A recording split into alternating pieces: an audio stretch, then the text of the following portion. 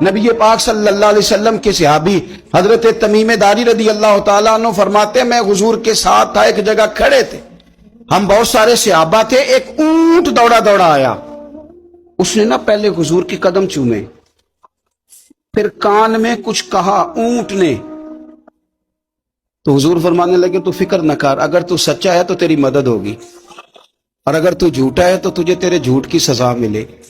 یعنی میں کیسے اس بندے کو سمجھاؤں، میں کیسے اسے سمجھاؤں، کمیٹی ڈال کے رو کے درد سے ادھار لے کے کوئی مدینے گیا، اور ماڑا بندہ اور اس کی تڑپ ہے کہ میں سونے کو اپنے دکھ سناؤں، تو وہ کھڑا ہوا تو ایک صاحب اسے کہنے لگے یہ معاذ اللہ سنتے نہیں تو کس کو سنا رہا ہے، چپ کر، کنٹرول کر اپنی زبان کو، اگر دین نہیں آتا تو نبی پاک سے محبت کرنے والوں کے دل نہ توڑ۔ جو رسول اونٹوں کی بولیاں بڑے خوب طریقے سے جانتے ہیں وہ اپنے غلاموں کی باتوں کو نہیں سنتے؟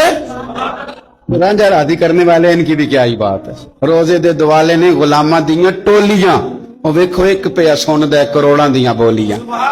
اونٹ آیا، آ کے اس نے پہلے قدم چومے، کان میں کچھ کہا، حضور نے فرمایا تو فکر نہ کر، اگر تو سچا ہے تو جیسے تو کہتا ہے ویسے ہو جائے گا، اور اگر تو جھوٹا ہے تو پھر تجھے تیرے جھوٹ کی سزا بھی ملے گی۔ تھوڑی دیر گزری تو حضرت تمیم داری رضی اللہ تعالیٰ عنہ فرماتے ہیں کچھ لوگ دوڑے دوڑے آئے، عرض کرنے لگے حضور یہ ہمارا اونٹ بھاگ آیا ہے اور 3 دن سے بھاگا ہے، مل نہیں رہا۔ حضور فرمانے لگے یہ تو تمہاری شکایت کر رہا ہے، یہ تو کہہ رہا ہے یا رسول اللہ میں نے گرمی سردی میں ان کی خدمت کی، اور جب میں بوڑھا ہو گیا تو انہوں نے مجھے افزائش نسل کے لیے رکھ لیا، میری نسل سے ان کے کتنے اونٹ پیدا ہوئے، اب میں بوڑھا ہو گیا ہوں تو مجھے کاٹ کے ذبح کر کے کھانا چاہتے ہیں۔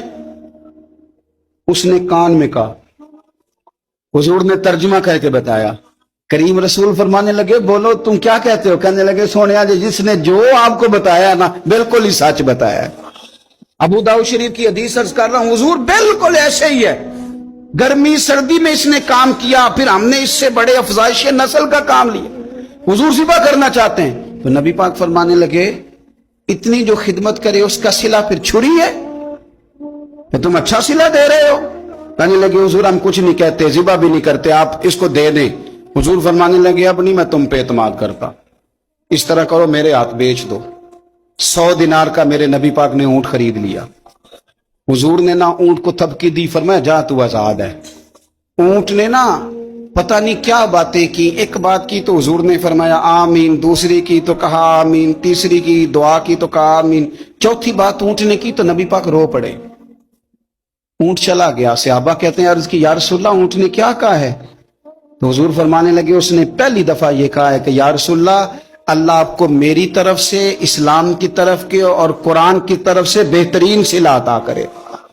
تو میں نے کہا آمین، اور پھر اس نے کہا دوسری دعا دی، اے اللہ کے پیارے رسول صلی اللہ علیہ وسلم جس طرح آپ نے آج میرا خوف دور کیا ہے، میں دعا کرتا ہوں اللہ آپ کی امت سے قیامت کا خوف دور کرے۔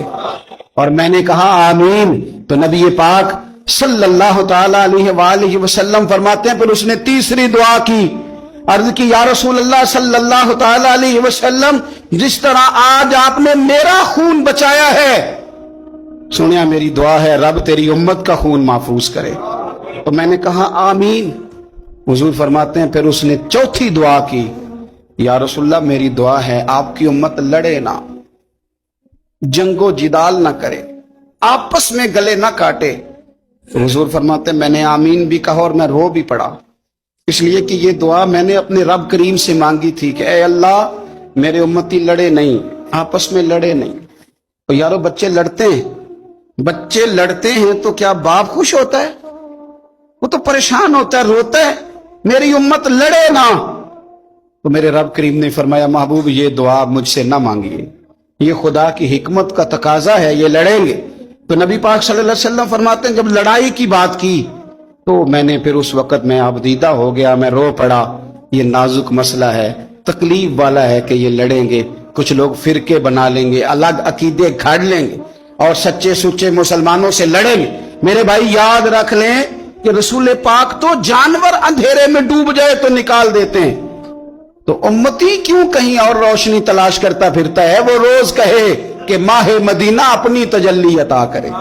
یہ ڈھلتی چاندنی تو پہر دو پہر کی ہے.